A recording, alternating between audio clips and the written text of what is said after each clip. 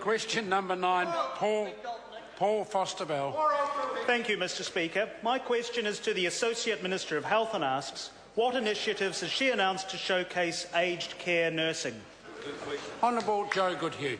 Mr Speaker, the Minister of Health and I have launched Showcasing Aged Care Nursing, an online resource and video series showcasing new initiatives and innovative approaches to better support nurses caring for older New Zealanders. A key focus has been to upskill our dedicated aged care registered nurses. This includes a new hotline to clinical experts for nurses in counties Manukau and regular face-to-face time with specialists across a number of DHBs. There has also been a push to build better relationships between hospital-based staff and those in aged residential care facilities. Supplementary. Supplementary question, Paul Foster-Bell. Supplementary to the Associate Minister, what initiatives are in place to support nurses taking up a career in aged care nursing? Mr Speaker. Honourable Joe Goodhue. In 2011, aged care was added to the hard-to-staff specialty list for nurses on the voluntary bonding scheme. I'm delighted to say that... Order! The level of noise is unacceptable. I invite the Minister to start her answer again. Thank you, Mr Speaker. In 2011, aged care was added to the hard-to-staff specialty list for nurses on the voluntary bonding scheme. I'm delighted to say that in 2013, 21%, that's 59 out of 281 of the nursing graduates who enrolled in the scheme were either currently working or intending to work in the aged care sector. But the government has also been supporting training for nurses working in aged care.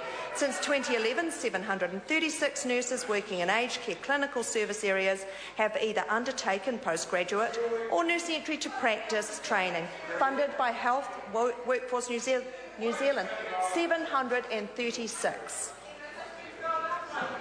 Mr Speaker. Supplementary question, the Honourable Annette King. Thank you, Mr Speaker. Having showcased aged care nursing, is she prepared to require mandatory staffing levels in aged care facilities as recommended by the 2012 Caring Counts report from the Human Rights Commission to ensure that nurses working in aged care facilities aren't expected to work longer hours than is safe?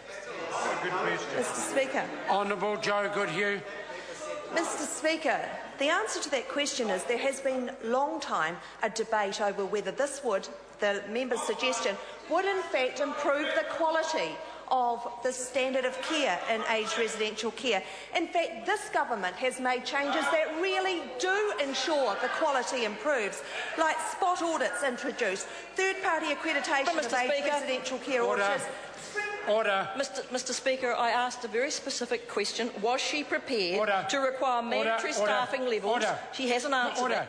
I invite the member to ask a question. If she could just start straight with the question instead of the bit at the beginning. Thank you, Mr Speaker.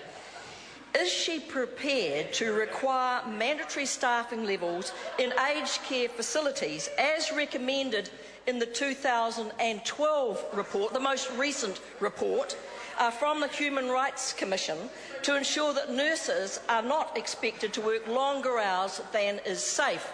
Honourable Joe Goodhue. Mr Speaker, like the member asking the question, this government does not believe that that particular initiative would get the results that the member has suggested it would. Order. Question number 10, Eugenie Sage. Order.